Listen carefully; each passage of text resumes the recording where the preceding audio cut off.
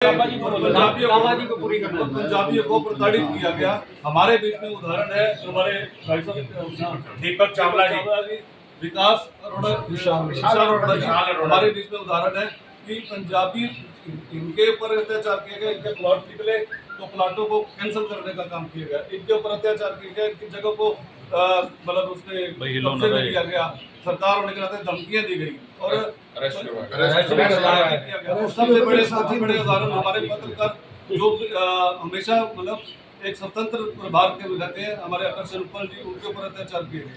तो ऐसे ही सभी को हमारे अपने पंजाबी की बात करें तो पंजाबी वर्ग को मारने का काम किया खट्टर साहब ने। तो अपने आप को पंजाबी कहने में मैं तो सीधी बात कहूँगा कि वो कहीं भी पंजाबी नहीं है। तो लोचन जी, आप चुनाव करनाल के अंदर छत्तीस बरादरी के लोग बड़े खुशहाल थे, भाईचारा था, किसी को पता नहीं लगता था भाई कौन सी जात का है। जब से खट्टर साहब आए हैं उन्होंने एक ऐसी खाई पैदा कर दी है, खट्टर साहब रहे ना रहे, एक खाई ऐसी पैदा कर दी जो आपस में भाई बचारा खराब करने की कोशिश करते हैं। इन्होंने हमेशा पहले चुनाव में भी ऐसी की, अब भी ऐसे की। क्या कभी कोई एक बरादरी के नाम पे कोई चुनाव जीता या खाली पंजाबियों के नाम पे वो चुनाव जीतना चाहते हैं? छत्तीस बरादरी बात करनी चाहिए, छत्तीस बरादरी को सामने समझना चाहिए। कांग्रेस पार्टी हमेशा छत्तीस बरादरी के साथ चली है, हर भाईचारा को कायम रखा है। मैं खट्टर साहब से निवेदन करता हूँ कि आप भाईचारा खराब ना करो। करनाल के लोग बड़े पीसफुल लोग हैं, करनाल के लोग बड़े, जब से डिवीजन हुई है भाईचारा सदा रहे हैं। बहुत सारे लोगों को बरादरी का पता नहीं होता था, अब इन्होंने आज बरादरीवाद जो पैदा कर दिया, एक आने वाले समय के लिए शुभ संकेत नहीं है। इसके द्वारा खट्टर साहब होंगे और खट्टर साहब को ऐसी भाषा का इस्तेमाल नहीं करना चाहिए जो भाईचारा खराब बोला।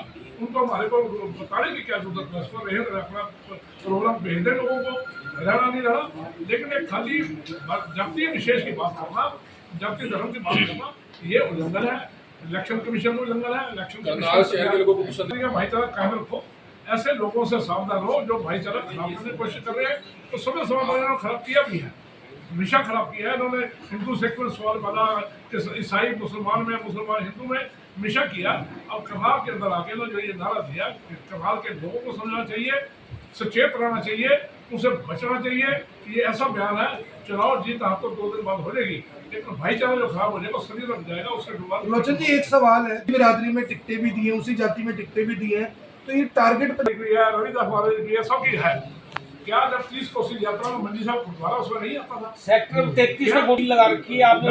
ये और क्या ये दिखाना चाहते हैं? ये हम विशेष हरेक आदमी को डिवीजन करने की कोशिश करते हैं, हरेक डिवीजन करने की कोशिश करते हैं। बांटो राज करो। करनाल के लोग समझते हैं ये कहाँ खड़े हैं, करनाल के लोग समझते हैं ये हारे हैं, करनाल के लोग समझते हैं इनकी सरकार जारी है, करनाल हरियाणा के लोग समझते हैं सरकार इनकी जारी है। जनजातियों को तिनके का सहारा, ये तिनके का सहारा लेकर आगे चलना चाहते हैं। पंजाबी हमारे भाई हैं, दुख सुख के साथी हैं, सब एक है।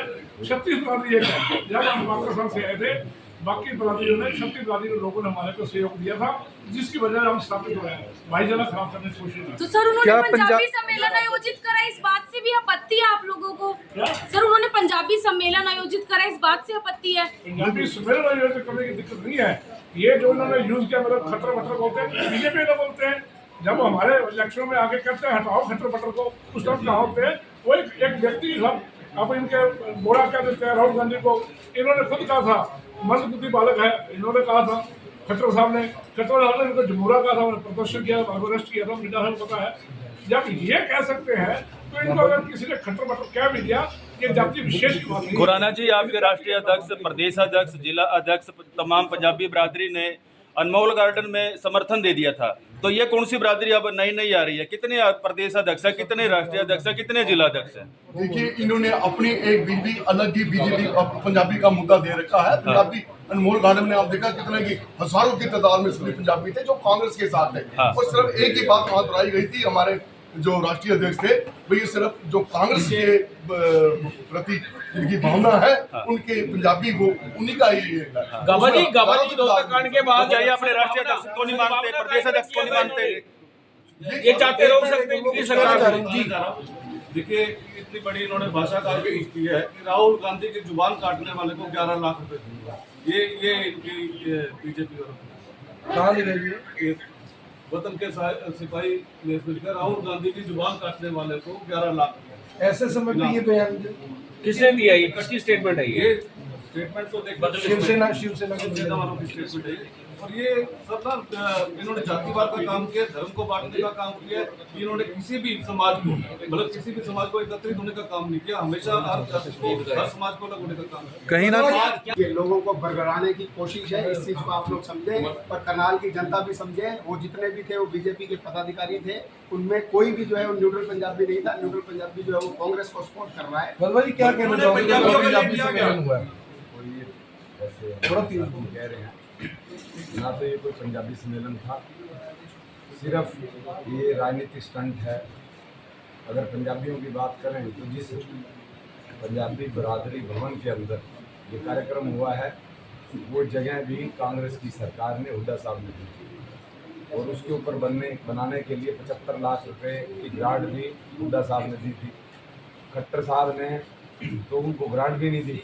जब ये हमारे पंजाबी भाई सारे इकट्ठे होकर गए थे चंडीगढ़, उनको एक कार्यक्रम हुआ था पीछे, आमंत्रण देने के लिए वहाँ गए थे। उन्होंने पहले ये कंडीशन रखी थी कि भाई मेरे से पैसे कोई मत लेना, अगर पैसे लेने आए हो तो फिर मैं नहीं आता तुम्हारे यहाँ पे।